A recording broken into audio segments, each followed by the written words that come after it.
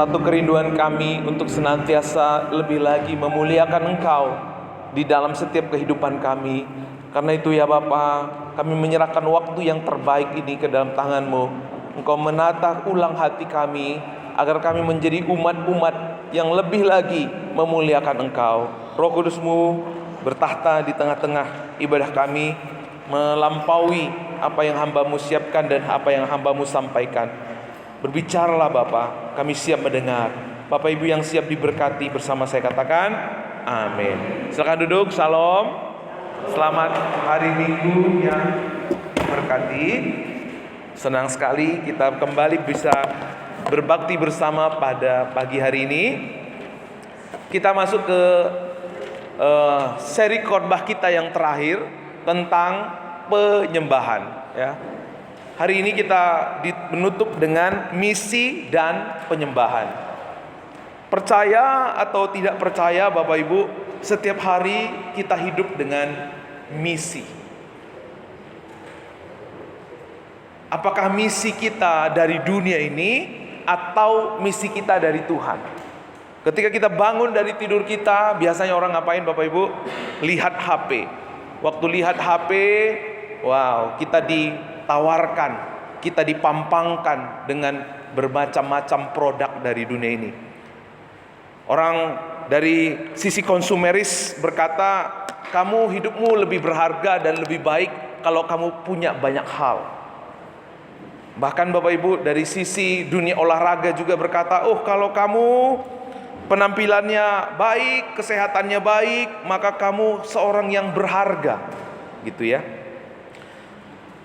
Seseorang yang meskipun dia ngerti Injil, seorang yang meskipun dia sudah mengenal dan mengalami Injil, tapi ketika liturgi atau pola dunia ini terus menuntun kita, terus menyeret kita lewat ritme kerja, lewat performa, lewat target-target yang kita ingin capai, bahkan lewat validasi-validasi yang kita harapkan. Pada akhirnya Injil itu hanya sebagai slogan.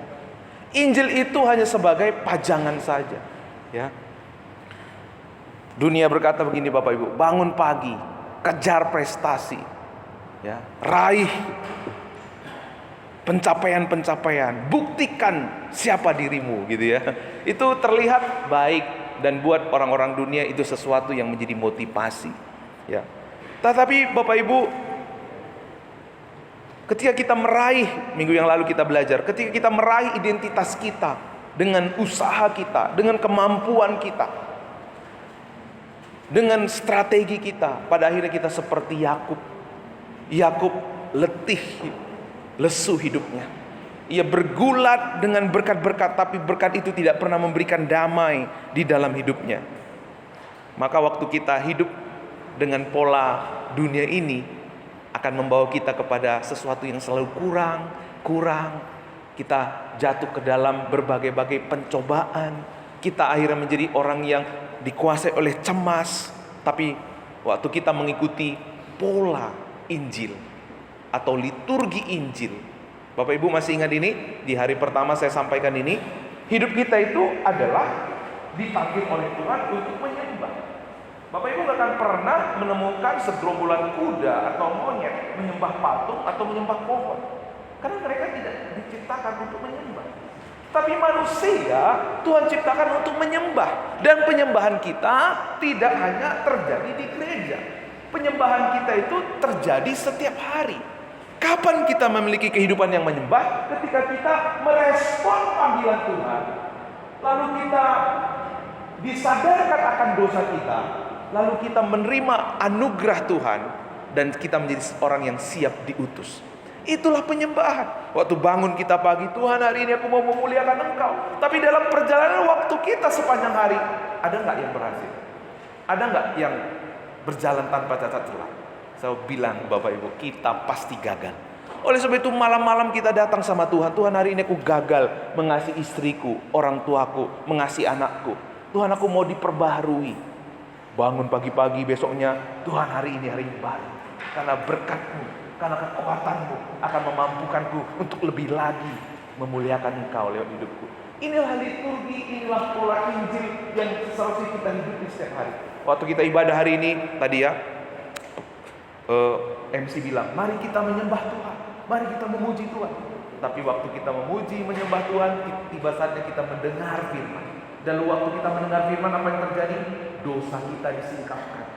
Waktu dosa kita disingkapkan, ada berita anugerah.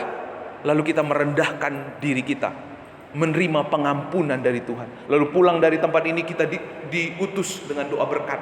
Doa berkat itu bukan tanda ibadah kita berakhir, tapi justru ibadah kita dimulai, Bapak Ibu. Pulanglah dengan berkat yang dari Tuhan. Tuhan menyinari engkau dengan wajahnya. Kita siap keluar dari tempat ini untuk memulai penyembahan kita yang sesungguhnya. Di sini penyembahan kita hanyalah seremonial.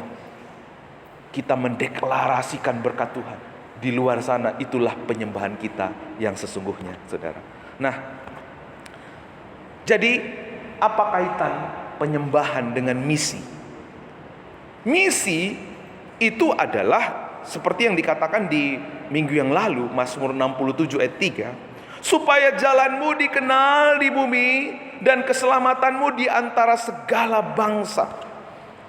Seorang pemazmur tahu kalau dia mengalami anugerah Tuhan, tidak berhenti pada dirinya sendiri. Jadi misi itu bukan berbicara tentang orang Kristen baik ya, orang Kristen bermoral ya, orang Kristen itu apa? Orang Kristen itu setia ya. Bukan hanya sekedar itu, Bapak Ibu. Ketika kita berpikir, yang penting aku jadi orang Kristen yang baik, tidak ganggu orang. Puji Tuhan kalau Bapak Ibu menjadi orang Kristen yang bermoral. Tapi ketika kita puas hanya sekedar sampai di situ, kita sebenarnya udah kehilangan esensi kita sebagai gereja. Karena ketika kita menjadi orang yang seperti tadi ya, pemazmur bilang, supaya jalanmu dikenal dan keselamatanmu di antara bangsa-bangsa. Misi itu berbicara tentang apa? Bagaimana kita lewat hidup kita, lewat pengalaman kita akan kasih Tuhan, akan keselamatan dari yang kita alami dari Tuhan, juga orang lain mengalaminya melalui hidup kita.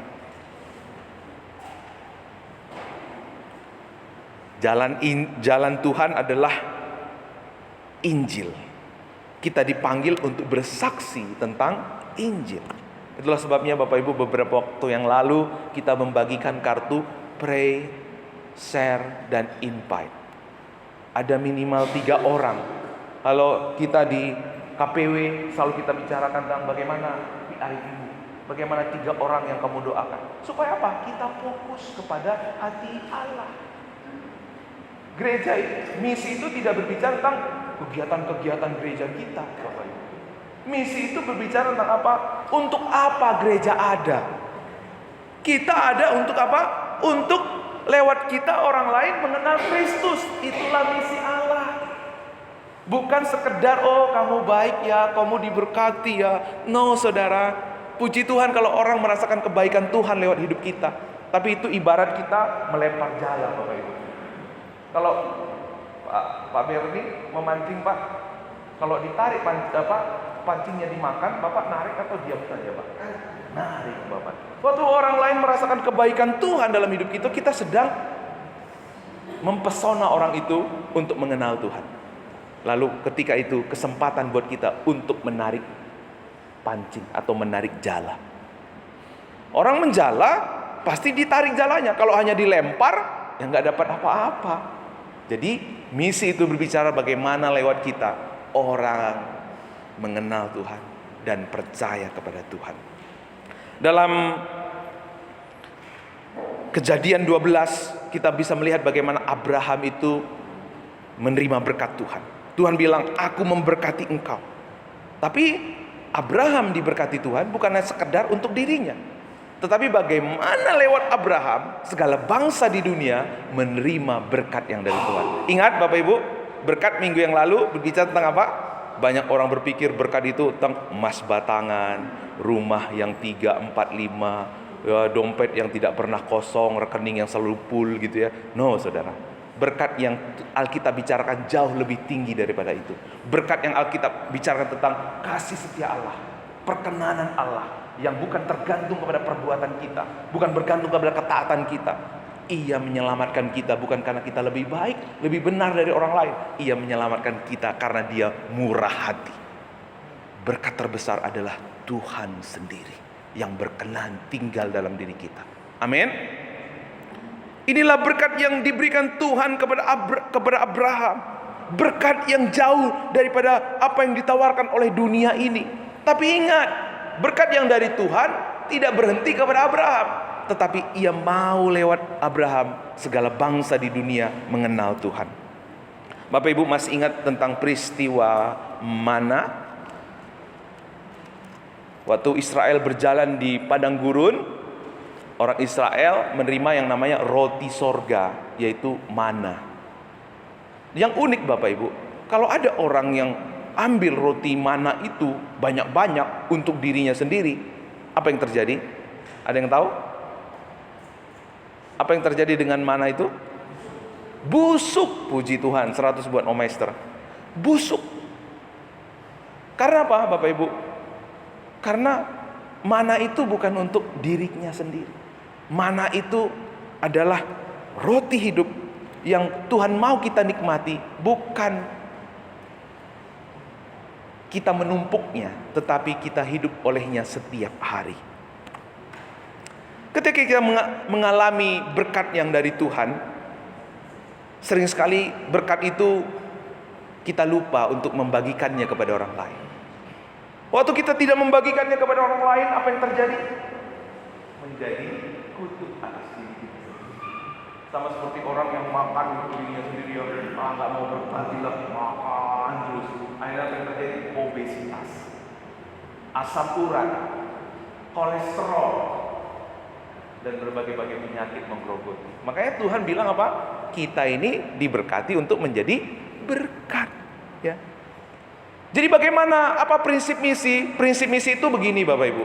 Yuk kita baca sama-sama, 1, 2, 3. Ketika kita mengalami sesuatu yang baik, maka ada keinginan untuk membagikannya.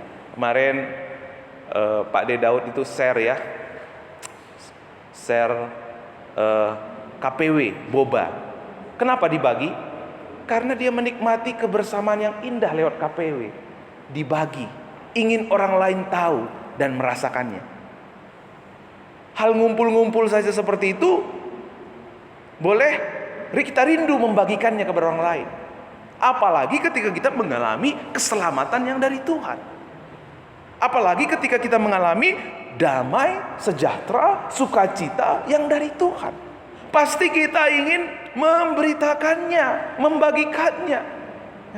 Ketika saya kemarin jatuh dari atap, ya, saya selalu ketemu sama bapak-bapak. Lalu saya bilang sama istrinya, Bu, jangan kasih bapaknya naik-naik ya. Karena Bapak jatuh itu nggak enak. Gitu. Kalau naik Bu, bapaknya marahin Bu, omelin Bu. Kalau bisa ibu berontak-ontak gitu ya. Karena saya pernah mengalaminya. Ketika saya ketemu sama Om Meister, Pak, ini obat yang bagus Pak, pakailah Pak. Aku kemarin dikasih sama saudara, dia olesin pundaknya karena salah bantal, sembuh. Bapak pakai Pak. Karena apa? Dia sudah mengalaminya. Apalagi kalau kita sudah mengalami Injil Yesus Kristus, mengubah kita, membentuk kita, menemukan kita kepada damai sejahtera. Pasti Bapak Ibu, saya tidak hanya sekedar orang berkata, "Oh lah, kalau mau pakai, kalau kamu mau dengar, kalau kamu pakai, kalau enggak begitu." Aku sudah mengalaminya. Coba deh, gitu ya. Berkali-kali kita menyatakannya, mengingatkannya kepada orang lain. Nah, Bapak Ibu, pertanyaannya hari ini, apakah kita sudah benar-benar mengalami Injil kasih karunia Allah? Minggu yang lalu saya cerita bagaimana waktu saya masih kecil, bandel, membuat kesal banyak orang, tapi ada seorang guru sekolah minggu merangkul saya, mengajak saya. Lalu akhirnya saya mengenal Kristus. Itu juga yang saya alami ketika kita ketemu sama anak-anak yang orang tuanya udah pusing, orang tuanya udah menyerah. Ada hati, aku juga dulu seperti anak ini. Aku juga menjadi berkat buat anak ini. Ketika saya dulu masih anak muda, ya Bapak Ibu, saya masuk ke gereja, kayak nggak ada orang yang peduli sama saya, tapi ada seorang anak muda, kakak rohani, yang merangkul saya, yang membimbing saya menikmati Tuhan lewat mereka. Sehingga saya juga rindu menjadi kakak rohani buat orang lain. Kalau ada datang orang ke gereja, saya kepingin dekat, merangkul. Kenapa? Saya sudah mengalaminya. Ketika Joyla mendapatkan berkat, anak-anak kami mendapat berkat dari orang-orang yang Tuhan pakai, saya tanya, apa yang kamu rasakan? Joy, senang Pak. Terus cuman senang doang. Apa ya? Papa berdoa, kamu mau nggak suatu hari kamu juga seperti mereka, menjadi berkat buat orang. Papa berdoa kamu berhasil, nanti kamu juga menjadi berkat seperti apa yang kamu alami. Jadi Bapak Ibu, kalau kita menerima Injil, menerima kasih Tuhan, menerima kebaikan Tuhan, kalau kita benar-benar menyadari itu dari Tuhan, maka kita rindu orang lain juga mengalaminya lewat hidup kita.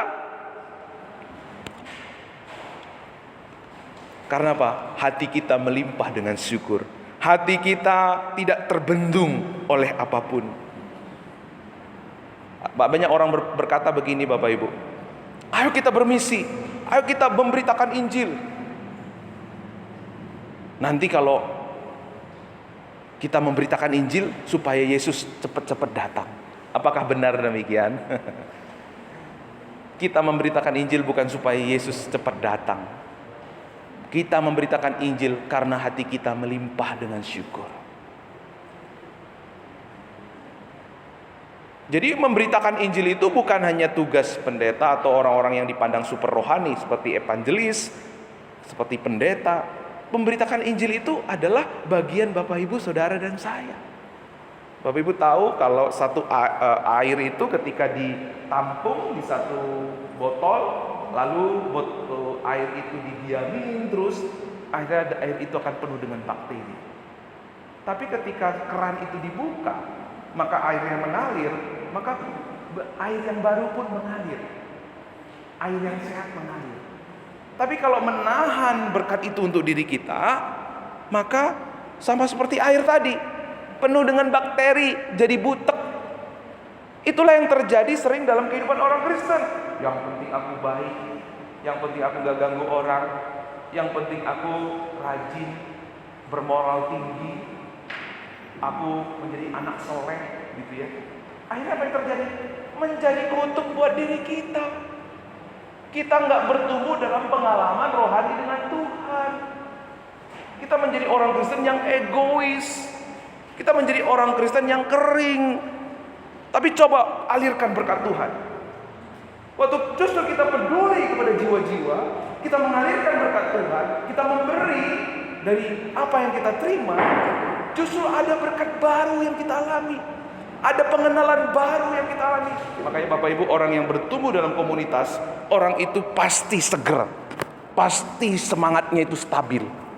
Tapi kalau hanya bertumbuh, yang penting aku nggak ganggu orang, nggak ngapain di komunitas, penting di rumah aja lah, aku nggak susah-susah, nggak lihat orang yang mukanya begini, mukanya begitu gitu ya. Tapi justru apakah dia bertumbuh? Nggak pernah bertumbuh orang seperti ini, hanya egois, ya terkungkung dalam pengertiannya diri sendiri. Maka Tuhan mau kita membuka diri kita untuk menyalurkan berkat buat orang lain. Ketika murid-murid Yesus melayani Tuhan, memberitakan Injil, ya, di dalam Lukas 10, Yesus mengutus 70 murid melakukan misi. Mereka pergi, Bapak Ibu. Lalu murid-murid melihat banyak orang yang sakit disembuhkan, ya. Banyak orang yang kerasukan dilepaskan dari kerasukan mereka. Lalu mereka berseru, "Guru, setan-setan itu telah takluk kepada kami. Kami mengusir setan demi nama-Mu." Lalu apa kata Yesus, Bapak Ibu? Apakah Yesus bilang, "Oh, kamu hebat muridku, kamu luar biasa muridku, kamu adalah hamba yang baik dan setia"? Bukan, Bapak Ibu. Yesus tidak berkata demikian. Justru waktu murid-murid Yesus bangga dengan apa yang mereka lihat karena pelayanan mereka, melihat orang yang sembuh karena pelayanan mereka, orang yang tadi kerasukan dilepaskan. Tuhan Yesus bilang apa? Tetapi justru Yesus menegur mereka dengan cukup keras. Bukan dengan pelan-pelan, tapi dengan cukup keras. Janganlah bersukacita karena roh-roh itu takluk kepadamu, tetapi bersukacitalah karena apa? Namamu terdaftar di dalam kerajaan sorga. Ketika kita menjalankan misi Allah, fokus utamanya Bapak Ibu ingat, dengar baik, fokus utamanya bukan hasil. Fokus utama dari misi pemberitaan Injil Bapak Ibu bukan hasil. Kita harus memberitakan Injil supaya orang bertobat, supaya orang mengenal Kristus. Ya, puji Tuhan. Tapi apakah dia bertobat atau enggak bertobat, itu bukan urusan kita. Itu bukan hasil pekerjaan kita. Itulah hasil pekerjaan Tuhan. Amin. Ketika kita berfokus kepada hasil Bapak Ibu, kita akan menjadi orang yang puas diri. Senang karena apa? Pencapaian-pencapaian. Maka pelayanan kita itu rapuh. Saya sendiri mengalaminya. Ketika saya melayani, mengembalakan, melihat orang diberkati lewat pelayanan saya, merasa somebody gitu ya. Puji Tuhan, aku udah dipakai Tuhan, haleluya gitu. Tapi dalam perjalanan pelayanan kita Bapak Ibu, tidak selalu kita yang terjadi dalam hidup pelayanan kita itu seperti yang kita harapkan. Karena itu apa? Akhirnya apa? Sukacita melayani saya pada waktu itu apa? Naik dan turun. Jadi pelayanan saya akhirnya menjadi orang yang melayani secara angot-angotan, kata orang Ciseeng gitu ya. Kalau lagi situasinya baik, berapi-api. Bahasa Bataknya bilang martimpus-timpus buat si layar. Tetapi waktu tidak seperti yang diharapkan, udah loyo, seperti kerupuk masuk angin gitu. Karena apa? Sering sekali kita melayani dengan fokus pada pencapaian. Ingat, misi Allah tidak berbicara tentang pencapaian kita. Misi Allah berbicara tentang apa? Motivasi dan kekuatannya lahir karena nama kita tertulis dalam kerajaan Allah. Ia sudah menyelamatkan saya. Dia sudah menebus saya. Aku sudah menemukan hidupku kembali. Aku sudah dibangkitkan dari kematian. Maka waktu itu pelayanan kita itu menjadi pelayanan yang stabil, bukan angot-angotan. Misi yang kita jalankan itu menjadi misi yang lahir dari ungkapan syukur. Ketika kita melayani tanpa kekuatan ini, kita sedang melayani di luar kasih karunia. Makanya tidak heran kita sering capek. Makanya tidak heran kita sering angot-angotan. N.T. Wright dalam Simple Christian mengatakan tujuan ibadah adalah membentuk kita menghidupi kisah kasih karunia Allah, lalu kita diutus sebagai saksinya. Ya. Di minggu pertama kita sudah belajar bagaimana panggilan Tuhan atas setiap kita. Kita dipanggil bukan karena saya lebih baik dari orang lain. Kita dipanggil bukan karena saya lebih saleh dari orang lain. Kita dipanggil bukan karena kita yang memilih Tuhan, tapi Tuhan yang memilih kita. Sehingga hati kita melimpah dengan syukur. Dunia ini memanggil kita, tetapi waktu kita tidak mencapai standar-standar dunia ini, kita ditolak. Hati kita terluka, kita luka batin, kita frustasi. Tapi Tuhan memanggil kita bukan karena pencapaian kita, performa kita, tapi karena kasih setianya. Bukan kamu yang memilih aku yang memilih kamu, kata Tuhan. Sehingga panggilan ini Bapak Ibu akan membawa kita kepada pengalaman yang tidak pernah bisa diberikan oleh dunia. Waktu di tengah-tengah dunia kita memiliki kekurangan, kelemahan, kita dihakimi, kita direndahkan, kita didiskreditkan. Tapi di dalam Kristus justru berkata berbeda. Datanglah kepada aku, hai kamu yang letih lesu dan berbeban berat. Setiap kali kita mengaku dosa kita, maka Dia setia dan adil akan menyucikan kita. Waktu kita datang kepada Tuhan membawa dosa kita, membawa pelanggaran kita, justru kita dipulihkan. Justru kita menang atas segala keterikatan dosa kita. ketika kita melihat firman yang begitu indah membawa kita kepada pengenalan akan Kristus. Firman yang hidup, yang menjadi manusia, yaitu Yesus. Itu yang bertahta di dalam hidup kita, membuat kita menjadi pribadi yang berbeda. Lalu kemarin kita belajar bagaimana Tuhan mendeklarasikan berkat atas umatnya lewat Harun, berkat Harun, Bapak Ibu. Bahwa berkat Harun itu diberikan kepada umatnya, umat yang ditebusnya, kepada umat yang dikasihinya. Yakub itu berjuang untuk mendapatkan berkat, tapi justru Yakub bergulat dengan berkat itu. Sampai ketemu sama malaikat Tuhan di pinggir sungai Kerit. Kalau bukan Tuhan yang memberkati aku tidak akan melepas engkau. Seorang Yakub sampai di satu titik bahwa berkat Tuhanlah yang ia perlukan di dalam kehidupannya. Di sini juga Mazmur 6 ayat 2 sampai 4, Bapak Ibu bisa baca bersama saya. 1, 2, 3 ya. Ya Tuhan, janganlah menghukum aku dalam murka-Mu. Kasihilah aku, Tuhan, sebab aku merana. Sembuhkanlah aku, Tuhan, sebab tulang-tulangku gemetar. Bagaimana seorang pemazmur Daud datang kepada Tuhan. Ia datang tidak membawa kesalehannya. Ia datang tidak membawa kebaikannya. Di sini kalau Bapak Ibu lihat, Daud itu sedang ada di dalam titik terendah. Ia merasakan disiplin dari Tuhan akibat dosanya. Jadi ada kerinduan untuk seorang Musa, untuk seorang Daud datang kepada Tuhan, membawa dosa-dosanya. Ia mengalami pertobatan, sehingga supaya apa Bapak Ibu? Supaya lewat pertobatannya itu apa? Sembuhkanlah aku Tuhan, sebab tulang-tulangku gemetar. Seorang Daud membawa kesusahannya, membawa segala pergumulannya, membawa penyakitnya, karena dia sadar bahwa ketika dosa menguasai, ia tidak bisa hidup. Tapi ketika ia datang bawa kepada Tuhan, ada pengampunan yang radikal dari Tuhan. Ketika kita dipulihkan dari dosa-dosa kita, disitulah kita menjadi orang yang paling siap untuk memberitakan kasih anugerah Tuhan.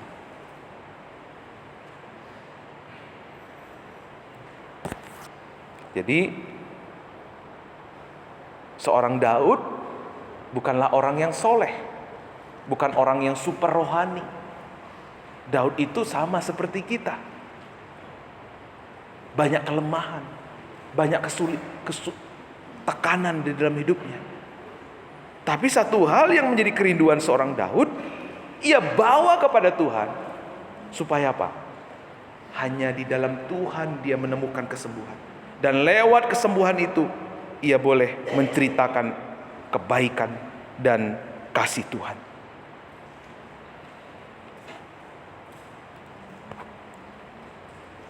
Jadi misi akan selalu berkaitan dengan penyembahan. Orang yang mengalami Tuhan pasti ia akan bermisi. Nah, dengar Bapak Ibu ya. Penyembahan tanpa misi hanyalah agamawi. Tapi misi tanpa penyembahan adalah kristenisasi. Kalau kita lihat ya, Bapak Ibu, ada orang yang yuk jadi orang Kristen, kasih sembako gitu ya. Kalau kamu jadi masuk agamaku, nanti kamu dapat pekerjaan. Itu bukanlah misi. Itu adalah kristenisasi. Itu tidak sesuai dengan nilai Injil. Ya. Maka orang yang berinjil itu tidak akan pernah kristenisasi. Ya. Di Mazmur 6 ayat 5 sampai 6 dikatakan, sebab di dalam maut tidaklah orang ingat kepadamu. Siapakah yang akan bersyukur kepadamu di dalam dunia orang mati? Tanpa kita menghidupi Injil, kita pasti ada selalu di dalam maut. Kita ada di dalam dunia orang mati. Tidak mungkin kita bersyukur kepada Tuhan. Maka hari ini Bapak Ibu, pertanyaannya, apakah kita sungguh-sungguh menikmati panggilan Allah? Apakah kita sungguh-sungguh mengalami pemulihan lewat pertobatan kita di dalam Kristus? Apakah kita sungguh-sungguh sudah mengalami firman yang hidup di dalam hidup kita? Karena kalau kita mengalaminya, kita pasti menyatakannya kepada orang lain. Ketika kita menerima hadiah yang besar Bapak Ibu, atau bersama dengan orang-orang yang kita cintai, biasanya apa yang terjadi? Kita sering mengabadikannya lewat sebuah foto. Karena kita ingin orang lain mengetahui dan merasakannya indahnya saat-saat itu. Apalagi waktu kita menerima keselamatan yang dari Tuhan, pasti kita rindu. Mungkin tidak harus kita pergi ke pelosok-pelosok. Kita tidak harus pergi ke negara-negara yang masih banyak yang belum percaya. Mulai dari tempat kita, di mana kita berada. Seharusnya kita ketika benar-benar mengalami Injil, kita rindu membagikannya kepada orang lain. Daud meminta Tuhan menyembuhkannya. Alasannya apa Bapak Ibu? Daud meminta Tuhan menyembuhkannya karena apa? Agar ia bisa terus menyembah dan memuliakan Tuhan. Agar Daud terus bisa menceritakan bagaimana Tuhan menyembuhkannya. Jadi mulai hari ini mari kita berdoa, baik itu tentang kesembuhan, baik itu tentang pekerjaan, baik tentang rumah tangga, tidak berhenti sampai di situ saja. Tuhan, pulihkanlah keluargaku supaya kami bisa menjadi saksi. Tuhan, sembuhkanlah aku supaya lewat kesembuhan ini aku menceritakan kuasa Tuhan yang menyembuhkan. Jadi tidak sekedar kita sembuh lalu berhenti di situ saja. Ada kelanjutannya. Karena kita menjadi orang yang berinjil Bapak Ibu. Kita menjadi orang yang penyembah. Kita menjadi orang yang tidak mengabaikan misi dengan kita menyembah Tuhan. Atau kita menjadi orang yang bermisi tanpa menyembah Tuhan. Maka di dalam Mazmur 6 ayat 2 sampai 4, ya Tuhan, yuk baca sama-sama 1, 2, 3 ya. Ya Tuhan, janganlah menghukum aku dalam murka-Mu. Kasihilah aku Tuhan, sebab aku merana. Sembuhkanlah aku Tuhan, sebab tulang-tulangku gemetar. Jadi penyembahan itu alasan kita dan tujuan kita bermisi. Itu seperti bahan bakar. Daud dalam keterpurukannya, dia tetap menyembah Tuhan. Karena apa? Ia tahu lewat penyembahannya kepada Tuhan, ia menerima kekuatan untuk menjadi saksi Tuhan, walaupun di saat-saat yang sulit. Waktu kita akan pergi ke kantor, waktu kita mungkin alami yang baik, alami yang jelek, alami yang kurang baik, kita pergi ke sekolah, kita pergi ke pasar, kita pergi kemana-mana, Bapak Ibu, sebenarnya Tuhan mau kita membawa misi dari Dia. Kalau kita menyembah Dia, otomatis kita sedang menjadi pembawa misi Allah. Kemarin kita berdoa untuk Justin yang akan berangkat ke Oman. Ya. Kita berdoa Justin berangkat bukan berdasarkan ketakutan atau berdasarkan hanya sebagai pekerjaan, tapi kita berangkatkan, kita lepaskan Justin dengan berkat dari Tuhan. Justin, tidak kebetulan Justin, Tuhan izinkan akan ke Oman. Ada di Oman bukan hanya sekadar bekerja, tapi menjadi saksi Tuhan. Jadi misi Allah supaya kita, lewat kita, banyak orang kembali kepada Allah, menyembah Allah. Jadi misi itu tidak terjadi lewat ruang rapat atau strategi organisasi, tapi mengalir dari penyembahan kita. Melalui pertobatan kita, lewat kerendahan hati kita, Tuhan bekerja. Dan justru lewat itu orang lain akan mengenal Kristus. Nah, yang terakhir Bapak Ibu, bagaimana kita hidup dalam misi? Mazmur 67 ayat yang 7b sampai 8. Allah kita memberkati kita, Allah kita memberkati kita, kiranya segala ujung bumi takut akan Dia. Perhatikan kata kita. Ya, ini bukan sekedar kumpulan individu, ini berbicara tentang komunitas Allah. Kita bisa menjadi berkat Tuhan. Tadi ya di awal saya sampaikan, kita nggak bisa sendiri-sendiri. Kita perlu komunitas orang percaya. Itulah sebabnya kenapa harus ada KPW, Bapak Ibu. Kita ada komunitas pemuritan. Nah, pada abad pertama, orang Yahudi, orang Yunani, dan orang Romawi itu tidak bisa duduk bersama. Pada zaman itu bahkan Bapak Ibu, cowok sama cewek itu kastanya berbeda. Tapi ketika gereja lahir, yaitu gereja mula Romawi, bangsa Yahudi, Yunani bisa duduk bersama. Tidak lagi ada kasta yang memisahkan. Sekarang kastanya ada di baptisma baton. Tapi hanya sekedar nama, Bapak Ibu ya. Ada relasi yang terbangun. Ingat, kemarin kita belajar berkat yang dari dunia justru merusak relasi kita dengan orang-orang yang kita kasih. Tetapi berkat yang dari Tuhan justru memulihkan relasi kita. Dan itu yang terjadi di jemaat mula-mula. Mereka terbangun dalam relasi yang indah, sehingga banyak orang, akhirnya Tuhan tambahkan kepada mereka bilangan orang percaya. Ya. Demikian juga waktu kita bermisi, itu misi terus akan terjadi lewat kesatuan umat Tuhan. Kata kita tadi ya, kita bersama-sama, bertumbuh bersama, saling menguatkan. Maka Tuhan menambahkan dengan bilangan orang yang percaya. Karena apa? Ada komunitas yang tidak sekadar kumpul-kumpul, apalagi menggosip, tapi ada komunitas yang saling memotivasi hidup dalam misi Allah. Di luar sana Bapak Ibu, kita ditawarin dengan berbagai-bagai tawaran yang menjerumuskan kita. Kebencian, pertengkaran. Tapi gereja diikat dengan apa?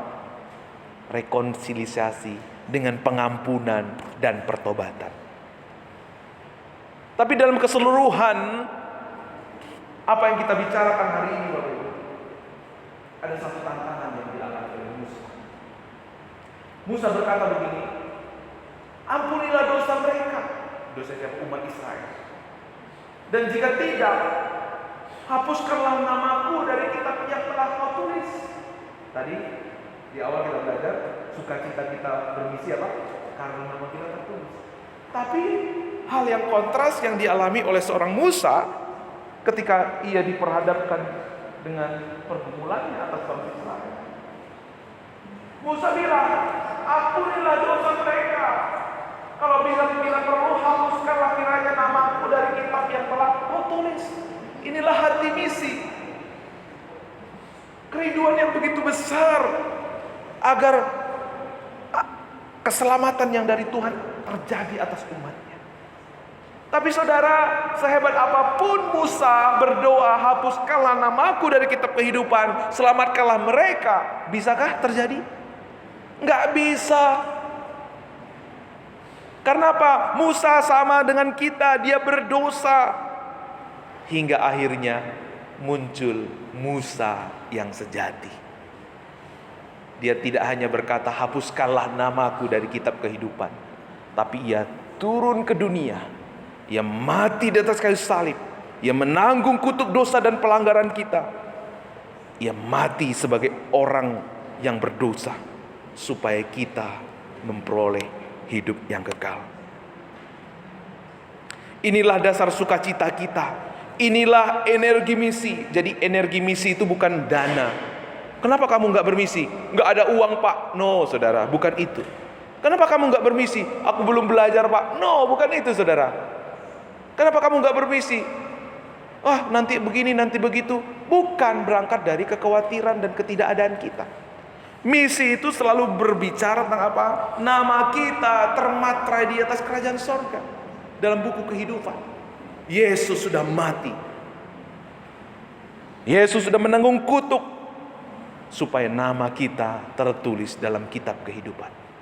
Itulah dasar spirit misi.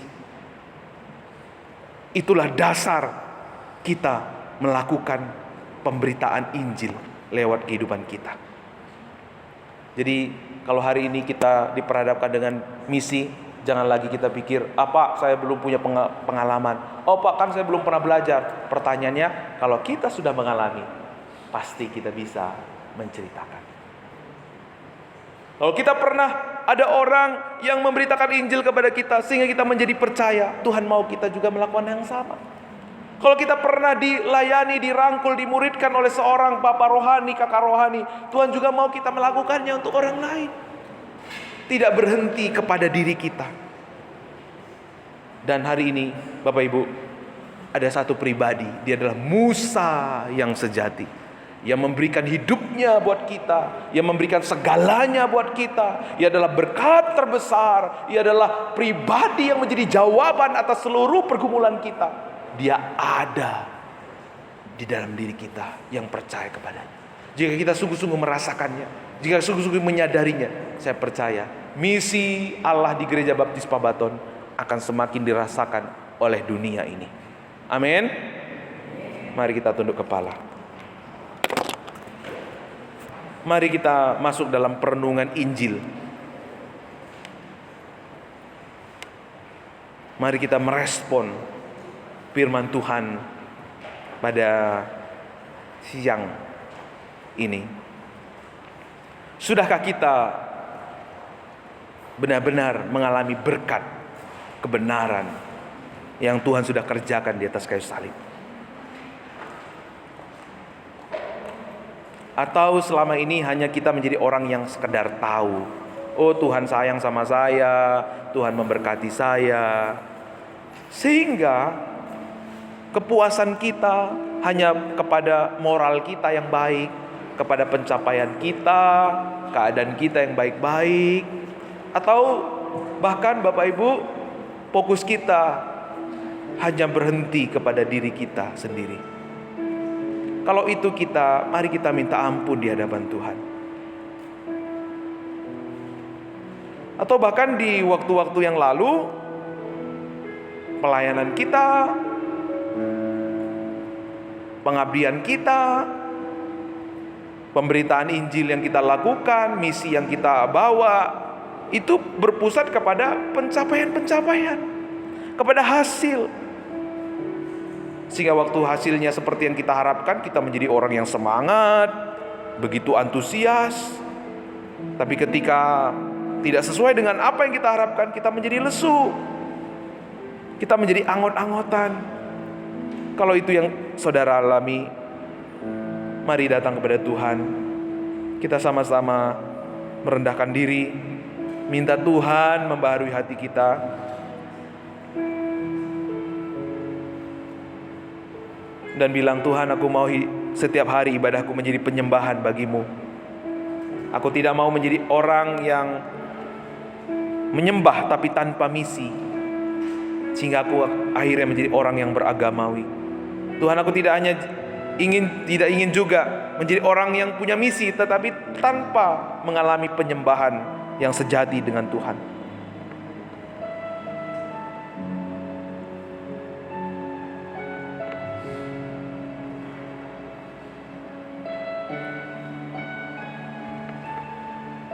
Apakah ibadah kita selama ini membuat orang-orang terdekat kita datang kepada Tuhan, atau justru membuat mereka jauh dari Tuhan?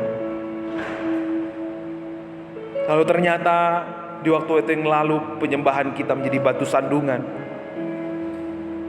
Mungkin kita selama ini menjadi orang yang lupa akan tujuan penyembahan kita, yaitu misi Allah.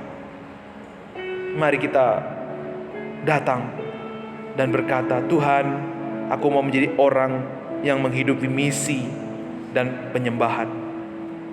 Kalau mungkin di waktu-waktu yang lalu kita mengutarakan misi, kita ambisi bagaimana orang supaya menjadi percaya Yesus, tapi kita lupa akan penyembahan yang sejati. Kita mengabaikan kehidupan yang menyembah kepada Tuhan. Mari kita bertobat di hadapan Dia. Minta, hari ini Tuhan, aku mau menjadi orang yang hidup dalam penyembahan, tapi juga melihat misimu terlaksana lewat kehidupanku. Terima kasih Bapa, terpujilah namamu. Roh Kudus, ubah hati kami, baharui kami. Kuasa-Mu Tuhan bekerja dalam setiap kami.